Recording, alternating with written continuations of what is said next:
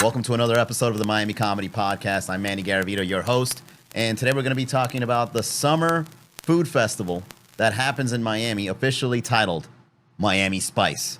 Let's take a deep dive to the kinds of menus, the kinds of restaurants, and the kinds of socializing we do for the people that don't leave Miami during these hot summer days.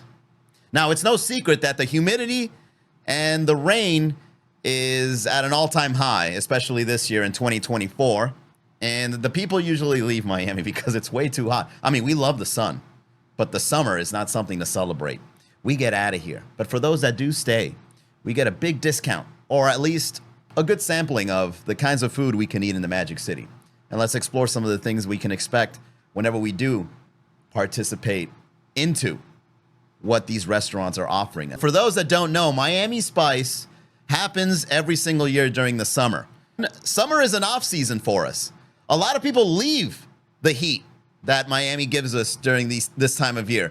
And we go to places like the northern states where it's a little more cooler. You know, we could probably enjoy a cool 70, maybe a mid 70, somewhere in places like New York or something, right? Because here we get like 98 degrees and it's not the dry heat, it's that wet heat. Like you could put your hand up in the air, go like this, and then you look at it and your hand's all damp on how humid these days are.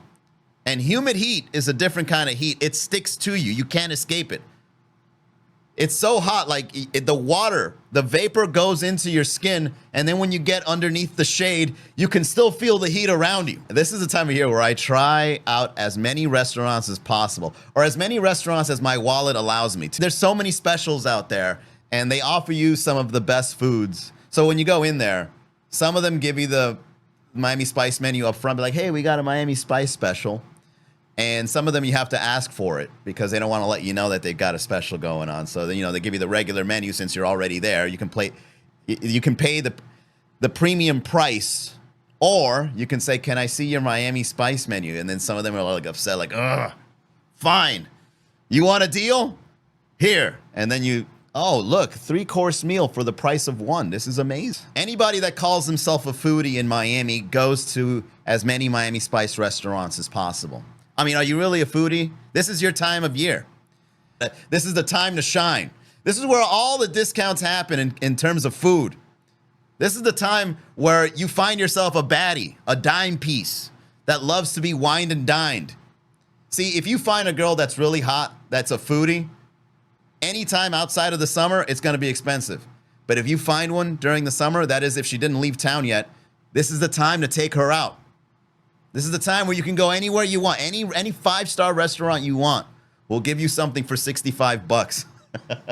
Nice. That's what I love about this time of year. Miami Spice lets you discover restaurants you haven't heard of, or restaurants you couldn't afford before. Let's face it, guys. Sometimes that little, when you look up a restaurant on Google Maps, and then you see like the $5 signs, you're like, oh boy, I'm not sure about this one. Should I go to this one? Now is the time to go to those restaurants. Michelin star, all out. Order a bottle of wine, get yourself a prix-fixe meal. 3-course meal, that's the best part of Miami Spice. You pay the price of one, and you get a little appetizer, you get the main dish, you get dessert. Sometimes you get 2 appetizers. Sometimes they raise the ante.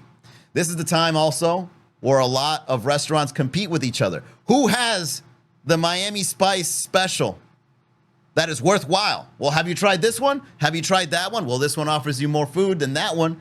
This one gives you a scoop of sherbet before you start your meal. What do you think about that?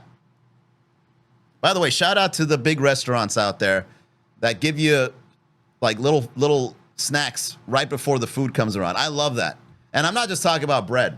How do I do Miami Spice for a date? What you got to do is you got to follow these accounts on Instagram. Some of them promote it. Some of them keep it a secret. But for the most part, if it's a popular restaurant, and I'm not talking about popular like a fritanga. I'm talking about popular like one of those branded fancy restaurants. They have a special menu during the summer where you can sample their food. They'll give you like a good deal. I think it's worthwhile. Yeah, so Miami Spice, so far so good. I think I've been to, let's see, I went to Bunbury, which I highly recommend. Toro Toro over at the Intercontinental Hotel is really nice as well. I've been exploring just for the sake of exploring. That's it. That's all I've done so far. Trying to keep some novelty in my life, trying to start new things. You know, feeling adventurous. If you're ever feeling adventurous and you want to go eat something, what happens when you go to Miami Spice by yourself? What does that say about a person? Are you thrifty? Or are you depressed? Dude, that's hilarious. Going to Miami Spice restaurants by yourself. Also, it's Miami Spa Month. What is that? I never heard of that. Miami Spa Month is where you go out and you try the different spas. You know, which one has a good sauna, which one has a comfortable robe, which one gives you a happy ending. That's what Miami Spa Month should be about. Where can you get the rub and tug at? And where are the good ones? Hey, go check out all the spas of Miami and see who's got the best rub and tug. Who's got the best happy ending in Miami? Miami Spa Month will show you that. You got options. Us as Miamians, what do we like to see on a Miami Spice menu? Well, some variety. If you're a really good restaurant and you understand the market, you know that protein is very important. Some people like seafood. Some people like chicken. Some people like beef. And then, you know, the rest, the vegans, whatever you're into. If you offer one dish for those preferences, you can leave out the vegans, to be honest with you. I don't think vegans should enjoy Miami Spice. Hey, vegans, leave Miami Spice to the people that eat animals. This is not your time. Besides, you don't need any specials. Don't you pay 5 times the price to eat? Miami Spice has nothing to do with you. This is for us people that want to pay cheaper prices for our food. We want to fine dine at a discount. Vegan people, you can afford that lifestyle. You go ahead and get a kale wrap for $28. I don't care. But now's my chance to get a lack of rams for $28. So for the people out there that have restaurants, don't cater to the vegans. Add another protein option in there. Vegans can afford it. Don't worry about it. They can go to their restaurants. They can go to their whatever food hall. They can go eat whatever they want. They can afford it. That's a lifestyle for the wealthy. Us people that eat animals, you know, canned tuna. We want real tuna, seared, with some sauce on it, whatever you call it. Just make it tasty. Oh, what's up? Welcome to the chat. Michael J. Yog. Oh, we got a lot of yoga people in the house. I think it's because I was talking about vegans, and then all the people that got yoga in their usernames, they got a notification. Be like, hey, this guy's talking. Get on the chat, and let's make it an episode of Jerry Springer. What can we do differently for Miami Spice? I've got a recommendation. How about it doesn't have to be limited to the expensive restaurants of Miami? How about we allow or incentivize smaller restaurants to participate in Miami Spice? Why is it that the local fritanga doesn't have a Miami Spice menu? Because they know that we're going to pay the price for that food. We love it so much, they don't need one. That's the, you know what, now that I think about it, that's probably the reason why the smaller restaurants of Miami don't participate in Miami Spice. Because they already know we eating that food, man. Cuban sandwiches don't belong in Miami Spice. You're going to pay $12.99 for them regardless.